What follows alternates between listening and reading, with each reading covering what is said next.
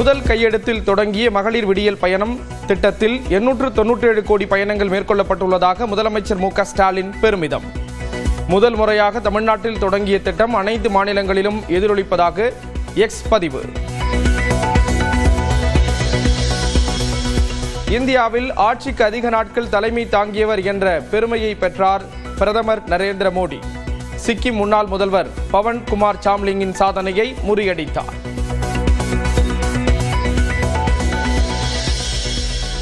காஞ்சிபுரம், விழுப்புரம் மாவட்ட தொகுதிகளுக்கான திமுக வேட்பாளர்களை தேர்வு செய்ய நேர்காணல் செய்த முதலமைச்சர் மு க ஸ்டாலின்.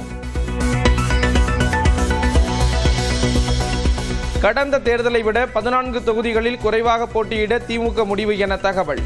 2021 173 தொகுதிகளில் களமிறங்கிய நிலையில் வரும் தேர்தலில் 159 தொகுதிகளில் போட்டியிட வாய்ப்பு.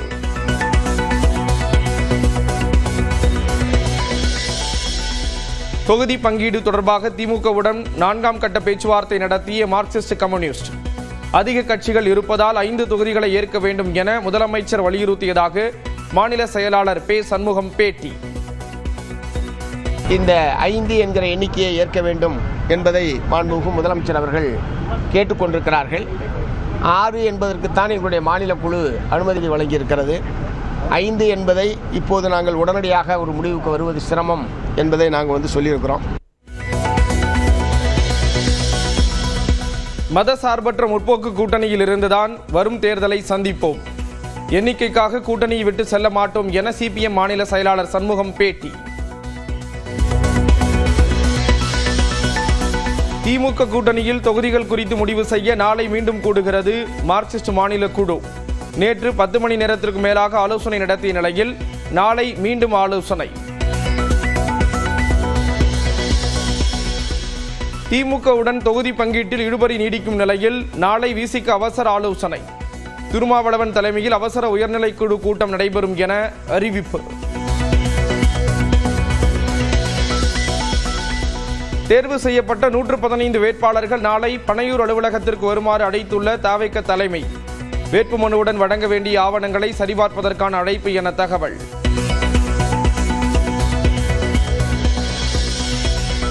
பாஜகவில் கட்சியை இணைத்து 2 ஆண்டுகளாகியும் பொறுப்பு வழங்காததால் ஆதரவாளர்களுடன் ஆலோசனை நடத்திய சரத்குமார். அதிருப்தியில் இல்லை, ஆனால் ஆதங்கத்தில் இருப்பதாக பேட்டி.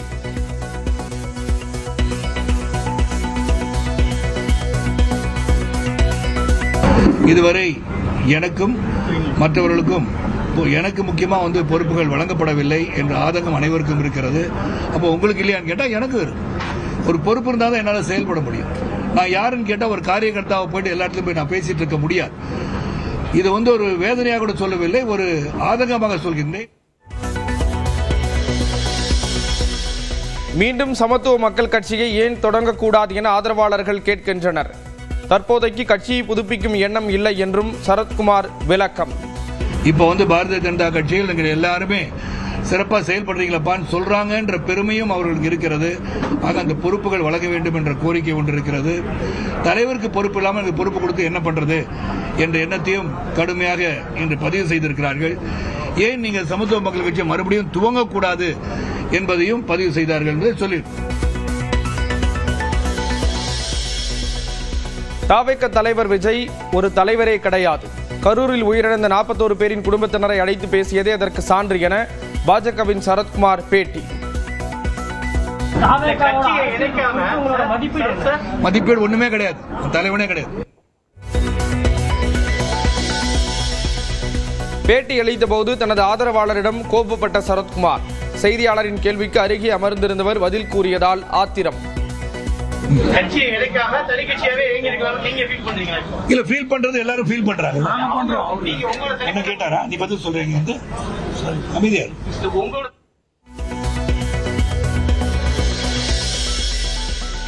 அதிமுகவுடன் தொகுதி பங்கீடு பேச்சுவார்த்தை நடத்த நாளை காலை சென்னை வருகிறார் பியூஷ் கோயல். யாருக்கு எத்தனை தொகுதிகள் என்பது குறித்து முடிவு எட்டப்பட வாய்ப்பு. முதலமைச்சர் மு க ஸ்டாலின் உடன் காங்கிரஸ் முன்னாள் மத்திய அமைச்சர் ப சிதம்பரம் சந்திப்பு. புதுச்சேரியில் திமுக காங்கிரஸ் கூட்டணியில் உடன்பாடு ஏற்படாத நிலையில் ஆலோசனை. திமுக கூட்டணியிலிருந்து விலகுவதாக தமிழக வாழ்வுரிமை கட்சி தலைவர் வேல்முருகன் அறிவிப்பு. தாங்கள் வைத்த கோரிக்கைகளை திமுக அரசு நிறைவேற்றவில்லை என குற்றச்சாட்டு. இன்று முதல் தமிழக வாழ்வுரிமை கட்சி திமுக தலைமையிலான கூட்டணியிலிருந்து விலகுவது என்பதை அதிகாரப்பூர்வமாக அறிவிக்கிறேன். பாஜக கூட்டணிக்கு செல்ல மாட்டேன் என வேல்முருகன் உறுதி. கூட்டணி குறித்து ஒரு முறைக்கு இருமுறை ஆலோசித்து முடிவு செய்வோம் என அறிவிப்பு. விஜயுடன் பேச்சுவார்த்தை நடத்தி கொண்டிருக்கிறார்.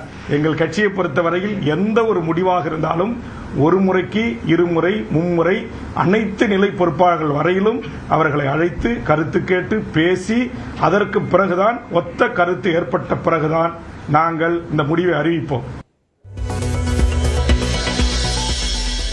வழக்கமாக எல்லோரும் சொல்வதையே தமிழக வாழ்வுரிமை கட்சி தலைவர் வேல்முருகன் கூறிவிட்டு சென்றிருக்கிறார். திமுக கூட்டணியிலிருந்து தமாக வெளியேறியது குறித்த கேள்விக்கு அமைச்சர் துரைமுருகன் பதில். கட்சி விட்டு வெளியேறான்னா ஆட்சி சரின்னு சொல்லிட்டு தான் போவாங்க. இது ரொம்ப நல்ல ஆட்சி, நான் வெளியேறேன் சொல்ல மாட்டாங்களே, அதனால வழக்கமாக சொல்கிறார், அவ்வளோதான். நான் எப்படி பார்த்து அப்படி பார்ப்பேன்.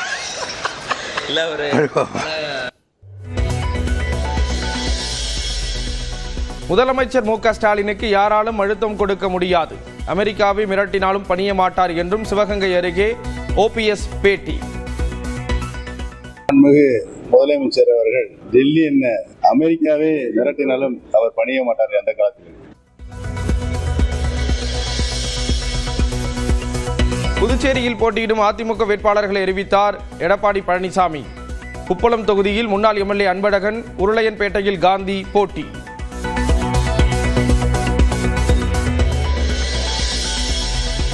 புதுச்சேரி சட்டப்பேரவை தேர்தலில் காரைக்கால் தெற்கு தொகுதியில் பாஜக சார்பில் அருள்முருகன் போட்டி. ஏற்கனவே 9 தொகுதிகளுக்கான வேட்பாளர்கள் அறிவிக்கப்பட்ட நிலையில் பாஜக தலைமை அறிவிப்பு.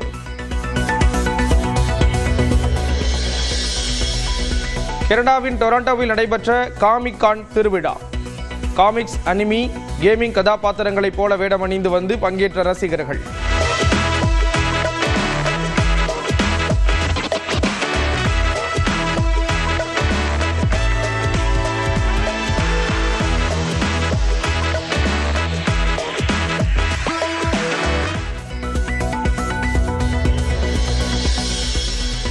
பனிப்பொழிவால் ரம்மியமாக காட்சியளிக்கும் ஜம்மு காஷ்மீரின் பலேசா நகரம்.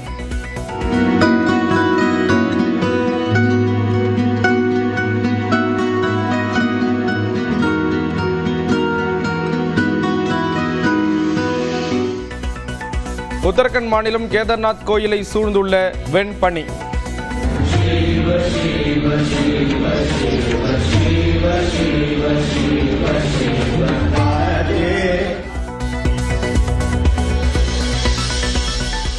ஒடிசா மாநிலம் பூரி ஜெகநாதர் கோயிலில் குவிந்த பக்தர்கள். நீண்ட வரிசையில் காத்திருந்து சாமி தரிசனம்.